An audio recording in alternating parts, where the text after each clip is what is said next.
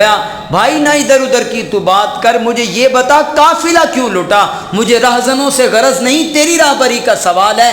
تو اس وقت رہبر بنا ہوا تھا، تو بتا تو کہاں تھا؟ وہ حکمران اصل حکمران تھے۔ کہا یار میں کوئی اتنا بے وقوف نہیں ہوں، تم روپ تبدیل کر کے آؤ گے میں تمہیں پہچانوں نہ۔ کہنے لگا حضرت بہرحال اگر آپ نے پہچانا نہ تو آپ سے انعام لینا ہے۔ فرمایا ٹھیک ہے۔ اب یہ عالمگیر کے پاس ایک شخص آ گیا، اب بہت بڑے عالم تھے اور نگاہ بصیرت تھی آپ کے پاس، تفسیر احمدی لکھی ہے، مولا جیون کے شاگرد ہیں آپ۔ ایک بیروپی آ گیا، آ کر کہنے لگا حضرت میں روپ تبدیل کر کے دکھاؤں گا، اگر آپ نے مجھے نہ پہچانا تو میں آپ سے انعام وصول کروں گا۔ تو کہا یار یہ کون سا بڑا کام ہے، میں کوئی اتنا بے وقوف تو نہیں ہوں، مجھے پتہ نہیں چلے گا تم روپ تبدیل کر کے آئے ہو تو میں تمہیں پہچانوں نہ۔ لیکن آج تمہارے حکمرانوں کو بیچاروں کو بعد میں پتہ چلتا ہے، سب کچھ تباہی ہو جاتی ہے، پھر بعد میں آ کر وضاحتیں دیتے پھرتے ہیں ٹی وی چینلوں کے اوپر، ٹی وی چینل کے اوپر آ کر بتاتے ہیں جی یوں ہو گیا یوں ہو گیا۔ بھائی نہ ادھر ادھر کی تو بات کر، مجھے یہ بتا قافلہ کیوں لٹا؟ مجھے راہزنوں سے غرض نہیں، تیری راہبری کا سوال ہے۔ تو اس وقت رہبر بنا ہوا تھا، تو بتا تو کہاں تھا؟ وہ حکمران اصل حکمران تھے۔ کہا یار میں کوئی اتنا بے وقوف نہیں ہوں، تم روپ تبدیل کر کے آؤ گے میں تمہیں پہچانوں نہ۔ کہنے لگا حضرت بہرحال اگر آپ نے پہچانا نہ تو آپ سے انعام لینا ہے۔ فرمایا ٹھیک ہے۔ اب ایک دن بادشاہ وہاں پر موجود تھا اور اس کے یہاں فقیروں کی لائن لگی ہوئی تھی۔ اب اس بیروپیوں نے بھی دیکھا نا فقیروں کی لائن لگی ہوئی ہے، اس نے پھٹا پرانا لباس پہنا، سر کے اوپر خاک ڈالی، انداز فقیروں والا بنا کر ہاتھ کے اندر کاسا لیا اور لائن کے اندر لگ گیا۔ سب کی باری آئی تو بادشاہ نے 3 درہم دیے، اس کی باری آئی بادشاہ نے 10 درہم نکالے ہاتھ کے اوپر رکھ دیے، کہا تمہارے آنے جانے کا کرایہ، میں نے تمہیں پہچان لیا۔ بڑا پریشان ہوا، یار یہ تو بڑا صاحب بصیرت ہے۔ اب دوسری باری دیکھا تو بادشاہ کے یہاں استادوں کی لائن لگی ہوئی ہے، استاد منتخب کرنے تھے بچوں کو پڑھانے کے لیے، تو اس نے بھی بڑی ٹوپی لی سر کے اوپر، جبہ و دستار پہنی اور بڑا استاد بن کے لائن کے اندر لگ گیا۔ سب کی باری آئی، بادشاہ نے انٹرویو لیا، اس کی باری آئی، پیسے نکالے ہاتھ کے اندر، کہنے لگا تمہیں پہچان لیا ہے۔ اب بڑا پریشان ہوا، 2 سال روپ تبدیل کرتا رہا، لیکن جب بادشاہ آتا ہے بادشاہ پہچان لیتا ہے۔ اب ایک دن بادشاہ جنگ کے لیے جانے لگا تو کسی نے بتایا کہ یہاں پر ایک بابا جی ہیں اور لوگ ان سے دعائیں کروا رہے ہیں، بڑی لائن لگی ہے، بڑی قطار لگی ہوئی ہے بہت لمبی، اور پہاڑ کے ایک نکر کے اندر بیٹھ کر، ایک کونے کے اندر بیٹھ کر بادشاہ سلامت وہاں پر بیٹھ کر انتظار کرتے ہیں کب میری باری آئے گی۔ سارے لوگ لائن کے اندر لگے ہیں، اب بادشاہ سلامت بھی لائن کے اندر لگ گئے، وہاں پر کونے کے اوپر پہلے بیٹھے رہے، اس کے بعد لائن کے اندر لگ گئے۔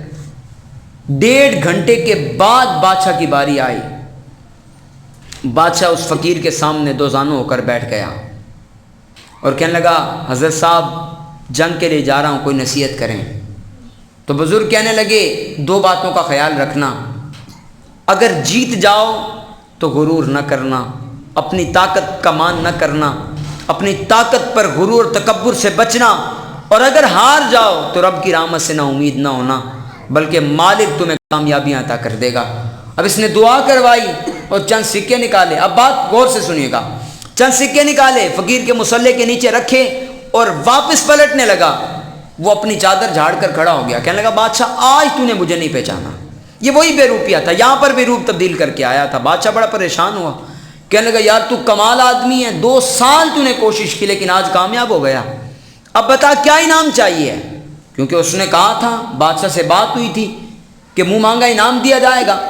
پہلے بادشاہ نا اپنے یہ جو ان کا تاج ہوتا تھا اس کے اندر سب سے قیمتی جو ہیرے جواہرات ہوتے تھے نا تاج کے اندر جڑوائے ہوتے تھے، تو ان کو وہاں پر انہوں نے لگایا ہوتا تھا۔ تو فقیر کہنے لگا بادشاہ یہ تیرا تاج مجھے چاہیے۔ اب بادشاہ نے تاج اتارا فقیر کے قدموں میں رکھ دیا۔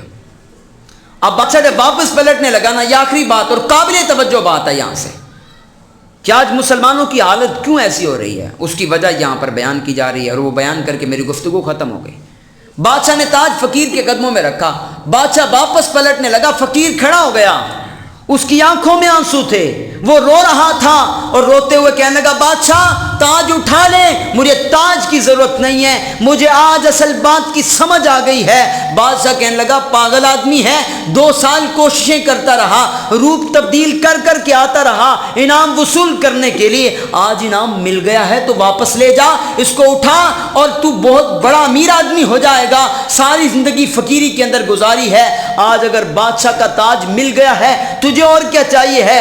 کہنے لگا بادشاہ نہیں، مجھے آج اصل بات کی سمجھ آ گئی ہے۔ بادشاہ کہنے لگا یار مجھے بھی تو بتا، آخر وہ کون سی بات ہے جس بات نے تجھے میرے دروازے سے بے نیاز کر دیا ہے اور تجھے بادشاہی تاج قبول کرنے سے روک دیا ہے، آج مجھے بھی تو پتہ چلے۔ کہنے لگا بادشاہ آج اس بات کی سمجھ آئی ہے، میں نے حضور کی شریعت کا مذاق اڑایا تھا، میں نے جھوٹے انداز کے اندر جھوٹ موٹ نبی پاک کا لبادہ اڑا تھا، حضور کا انداز اپنایا تھا، تو تیرے جیسے بادشاہوں کے تاج میرے قدموں میں آ گئے ہیں۔ بادشاہ سوچ، اگر میں حقیقی معنوں کے اندر اپنے نبی کی شریعت کا پاس رکھوں گا تو مالک مجھے کتنا انعام عطا کر دے گا۔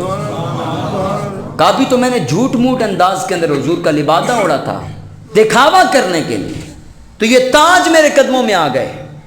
تو بادشاہ سوچ، اگر میں حقیقی معنوں میں حضور کا فرما بردار بن گیا تو یہ ایک تاج کیا ہے، پھر ساری کائنات کی بادشاہی قدموں کے اندر ہوگی۔